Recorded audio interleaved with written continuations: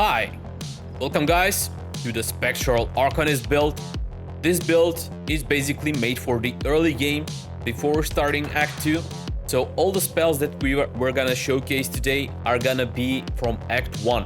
So basically what you can unlock until then. I've only finished Act 1, so I can create this build for people to have easier time while utilizing the magic builds in V-Rising. Let's start. So I've created kind of a build lab where I can showcase AoE target dummies and single target dummies on the side. So this build does not use jewels because it's early game and you still cannot craft them. So it's better if I showcase without any spell jewels. Let's start with the main spell of the build. The main spell that we're gonna use is Spectral Wolf. It sends out a Spectral Wolf, it bounces to nearby enemies after each hit, up to 2 additional hits. Deals 150% magic damage on the first hit. Subsequent hits deal 85% damage of the previous hit. Each hit inflicts Weaken and grants a stack of Phantasm. So Weaken will help us reduce the damage output of the enemy. And also Phantasm reduces, this is very important, it reduces the spell cooldowns by 1% on each stack and grants 1% spell charge gain. So basically spells that have 2 charges will regenerate much faster. This effect can only stack up to 10 times, so you can have 10% of that and 10% of that. This is the core of the build.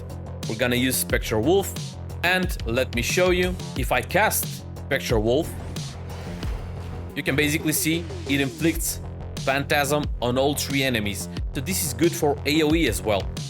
And about the secondary spell that we're gonna use in the build, I'm leaving that up to you. I'm gonna show you different spells. The idea here is to basically choose what you need. Let's start with the first recommendation, which is Chaos Volley. If we see Chaos Volley, it launches 2 Chaos Bolts in a sequence that deals 120% magic damage each hit and inflicts Ignite. Ignite ignites enemies with Chaos Flames, dealing 50% magic damage over 5 seconds. It triggers an explosion that deals 50% magic damage when a target affected by Ignite perishes. This is very good. This is for raw magic damage. It's the highest, let's say, single target of the build. And let me showcase that to you.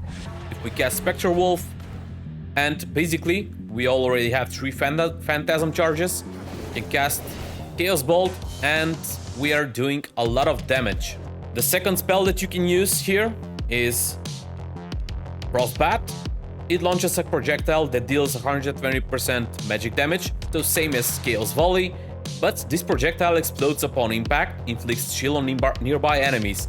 If you hit the same target twice, because Frostbat has 2 charges, it will freeze the enemy for 4 seconds. And as we can see here, chill is slowing the movement speed by 50%, very good for crowd control, and freeze stuns the enemies. And for bosses, because most of them are immune to freeze, you will just stagger the target for 1 second. But still, very good. Let me showcase that to you. I'm gonna place this instead of Chaos Volley. And same, Phantasm. And if I cast it once, that's fine. If I cast it twice, while the chill effect is still active, it will freeze the enemy, which is very nice for crowd control.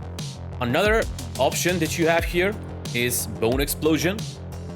It raises a bone pile from below that explodes at the target location, dealing 150% magic damage in an area and inflicts Condemn. Condemn basically increases all damage dealt to the enemies by 15%. It also summons a skeleton to fight by your side whenever a condemned target perishes. I've chosen Bone Explosion instead of Corrupted Skull because of the raw magic damage output, and it's easier to hit, at least for me. Let me showcase. So the thing here is that in this variant, we want to cast Bone Explosion first, and then we cast Spectral Wolf. That's we're causing much more damage that way. So if you're feeling insecure in your defenses and you do not feel comfortable without a defensive spell, I can suggest that you use Phantom Aegis, basically for the 170% shield. This is very good, and once you cast it, you create a barrier, and it's the highest shield that you can get. from any of the schools right now in Act 1. And if you want even more crowd control, I can suggest that you use Cold Snap. It blocks melee and projectile attacks for 1.5 seconds. And basically, once you get hit, you will explode and create a 2-second freeze for every unit around you. This is very awesome for situations like Nicholas the Fallen, where he casts a spell that summons a lot of minions. And this can be used in niche situations like that. If you get hit, everyone around you will get frozen in place. Okay, so I'm leaving it up to you, but my final recommendation about this is to basically use Spectral Wolf and Chaos Volley just for the great magic damage throughput. Now, for the ultimate spells. You can only get 2 ultimate spells in Act 1 from the Unholy School. This is what you get first. And you can choose between Army of the Dead and between Volatile Arachnid. I didn't choose Army of the Dead because this kind of fits more in a physical build. So Volatile Arachnid will first fight for you, and after a while it will explode and it will deal 250% magic damage, inflicts condemn on everything around it, and it spawns 3 spiderlings that also explode for 125% magic damage, and they are inflicting condemn. This is very nice. Let me show it to you. Because these are target dummies, it will not attack them, but once the spider explodes, you will see now, it will cause condemn and spawn the 3 spiderlings, which after a short time, they will also explode. This is a great ultimate spell, but once you beat Quincy the Bandit King, which is the last boss of the act, you can basically replace the ultimate with Chaos Barrage. It launches 4 Chaos projectiles that deal 200% magic damage on direct hit and 100% magic damage to anything around the main target that you're hitting, and also inflicts Ignite. So I'm gonna replace it and I'm gonna show it to you. So Chaos Barrage, once I hit this target, the 2 targets behind it will also get hit 4 times, and it's really fast. You see? It causes absolute mayhem. I really recommend this spell instead of the Unholy ultimates, but it's up to you whether you want to have spiders around you. Now we need to choose a weapon. Basically, you do not have that many options in Act 1. You're getting the basic like sword, axe, mace, spear, crossbow, and longbow. So what I've chosen here is the sword. Basically because of its fast attack speed, because you need to move faster, and because of the whirlwind. You can use it to escape, you can use it to cause AoE damage, and so on and so on. So there is a secondary option, but the bonus is not really great. It lasts for 1 second. Basically, once you hit the target, you're getting movement speed and attack speed, but it's only 1 second. It's not that great. Axes are still not great. If you're feeling fancy, for openers, you can use the crossbow. For the rain of bolts, when you're running to a boss, you can just use that and switch to the sword or the axe. Now, for the armor, I've chosen the Warlock Vestment armor set because each piece provides us with bonus spell power, as you can see, and set bonuses will increase your spell cooldown rate by 4%, so even lower cooldowns for the spells, which is great. It also increases gear level by 1. A little bit of passion, so if you like this, if you like what you're seeing, basically I've chosen this color.